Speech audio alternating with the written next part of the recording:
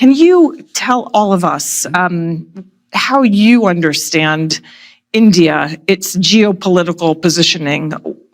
Both how, I guess, the officials would describe it and how you would describe it, perhaps critique it, or how you sort of understand India's global positioning right now. And what is a very challenging period, clearly. Understanding India is a journey. I don't think it's a university program, right? So we are complex. We are layered. We are nonlinear, and we are non-binary. In our thoughts, in our choices, in our directions, in our even assessments of issues, right? I would argue that much of what our foreign policy represents, in a nutshell, the cultural vibe of who we are as individuals, as people, as dwellers of that subcontinent called India, Bharat, right? So I think one of the biggest challenges I have had as someone who has lived a lot in Western capitals, in New York, in London, I have always found it difficult to explain that the world is not binary.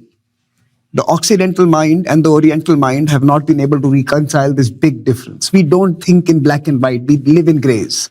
And most people like to arrange their lives in these neat black and white segments. We love grays.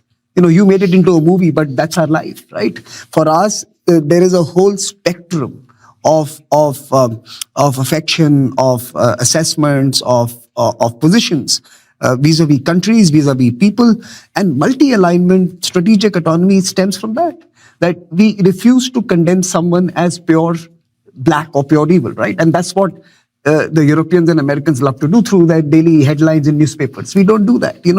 I keep telling people that we had 200,000 troops on the border.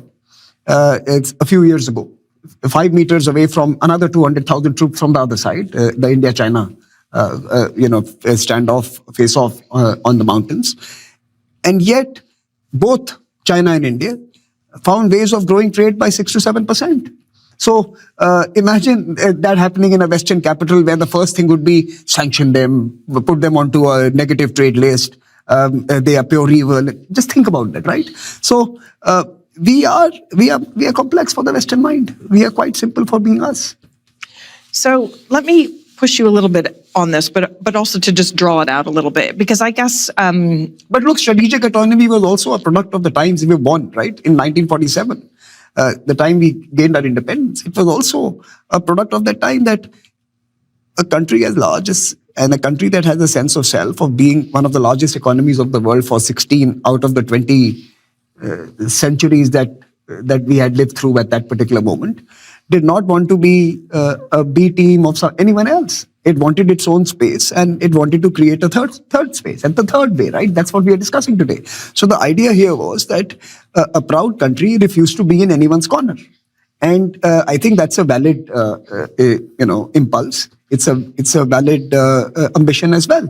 And many countries have that, by the way. We could do it most visibly and vocally because of the size. But the fact was that we required to band together a number of other countries to be able to create a forum such as the non-aligned movement eventually, or even now the various other plurilaterals that have emerged in the 21st century. But you required an Indonesia, you required an Egypt, you required a Yugoslavia at that point, and you required a number of other countries who came together and who decided that, yes, we will not be in the corner of actor A or actor B, at that time USA and USSR, and we would find a space that would allow us our political agency and political decision making.